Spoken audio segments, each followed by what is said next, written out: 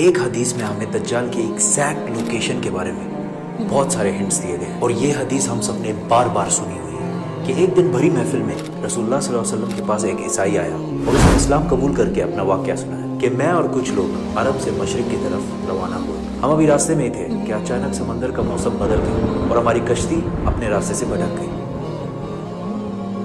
ایک مہینہ ادھر ادھر بھٹکنے کے بعد سمندر نے آخر کار ہماری کشتی کو ایک جزیرے کے پاس لا کھڑا کیا. بڑی کشتی ڈاک کر کے ہم چھوٹی کشتیوں کے ذریعے اس جزیرے پہ پہنچے، اور وہاں ہماری ملاقات ایک عجیب قسم کے مخلوق سے ہوئی جو بالکل کالا اور جسم پر بہت زیادہ بال تھے اس کے، اور اس نے اپنا نام جساسا بتایا. ہم نے اس سے پوچھا تم کیا چیز ہو، کیا مخلوق ہو؟ اس نے بولا مجھے چھوڑو، وہ ادھر ایک مندر ہے، ادھر جاؤ، وہاں ایک شخص تمہارا بہت شدت سے انتظار کر رہا ہے. اندر ہم نے ایک شخص کو زنجیر میں بندھا ہوا دیکھا اور اس نے ہم سے 3 سوال پوچھے کہ مجھے بیسان کے درختوں کے بارے میں بتاؤ، کیا اس میں کوئی فروٹ پھل وغیرہ ہے؟ ہم نے کہا بالکل وہاں بہت فروٹس پھل وغیرہ ہے. اس نے کہا بہت جلد وہاں کچھ بھی نہیں ہوگا. پھر اس نے پوچھا مجھے لیک آف تبریہ کے بارے میں بتاؤ، کیا اس میں پانی ہے یا نہیں ہے؟ ہم نے کہا وہاں بہت پانی بھرا ہوا. اس نے کہا بہت جلد یہ بھی خشک ہو جائے گا. اور پھر اس نے کہا مجھے اس امی پیغمبر کے بارے میں بتاؤ، کیا کیا ہے اس نے ابھی تک؟ ہم نے بتایا کہ وہ مکہ سے نکل کر مدینہ میں آباد ہو چکا ہے.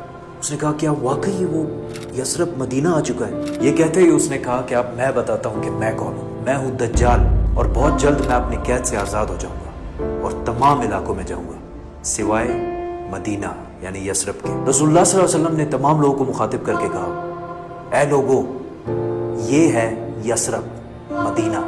تمیم الداری جو کہہ رہا ہے مجھے اس میں سچائی نظر آ رہی ہے. یاد رکھو دجال شام کے سمندر میں ہے اور نہ یمن کے سمندر میں.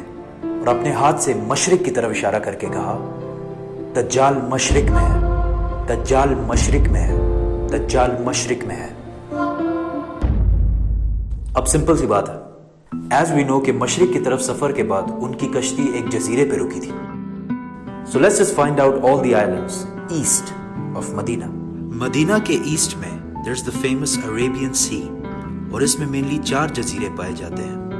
Lakshadweep island in India, Socotra island in Yemen, Masirah island in Oman, and Astola in Pakistan. حدیث میں کلیئرلی فرمایا گیا ہے کہ دجال یمن کے سمندر میں نہیں ہوگا، تو یہ 2 آئلینڈز تو نکل گئے.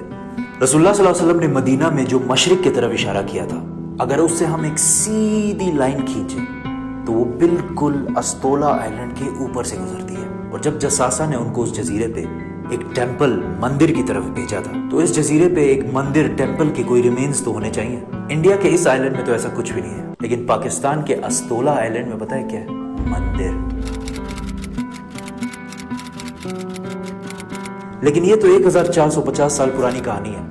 مندر تو ابھی 40-50 سال پہلے بنا ہوگا. 2000 سال پرانا مندر. اور مندر بھی کس کا؟ کالی ماتا، ہندوؤں کی سب سے خطرناک اور خوفناک گاڈس، دیوی، جو دکھنے میں بہت خوفناک اور جس کے جسم پر بھی بہت زیادہ بال ہیں. کچھ یاد آیا؟ جساسا. ان صحابیوں نے جس عجیب سے مخلوق کی بات کی تھی وہ بالکل ہندوؤں کے اس بھگوان سے ملتا جلتا ہے. لیکن اگر آج آپ استولا آئلینڈ جائے تو آپ کو دجال نہیں ملے گا. وہ آزاد ہوا ہے یا نہیں یہ تو نہیں پتا،